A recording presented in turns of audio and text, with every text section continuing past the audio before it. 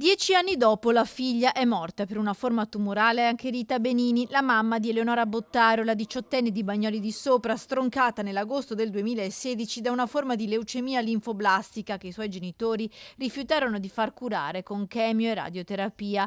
Come per la figlia, anche mamma Rita ha rifiutato la terapia. Nel 2023, insieme al marito Lino Bottaro, era stata condannata a 2 anni con la condizionale per omicidio colposo per la morte della figlia Eleonora, perché si rifiutarono di sottoporla alle cure che avrebbero potuto salvarle la vita. Secondo i medici della pediatria di Padova, infatti, se Eleonora si fosse sottoposta alla chemioterapia avrebbe avuto l'80% di possibilità di guarire. I genitori però erano e sono tutt'oggi sostenitori del metodo Hammer, medico tedesco radiato dall'albo, secondo quale i tumori sono frutto di conflitti psichici che vanno curati con la vitamina C e sedute di psicoterapia.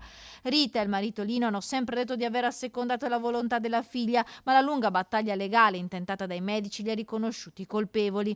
Rita Benini, 10 anni dopo, è morta anche lei per una forma tumorale. Si era sottoposta ad un intervento chirurgico alla lingua, ma poi non ha voluto continuare con la chemio. Una famiglia segnata dal lutto. Nel 2013 la morte per aneurisma del primo figlio a soli 22 anni, poi la malattia di Eleonora che per i genitori si scatenò proprio a seguito di questo dolore. Ora quella di mamma Rita. I funerali verranno celebrati a Bagnoli di Sopra lunedì prossimo.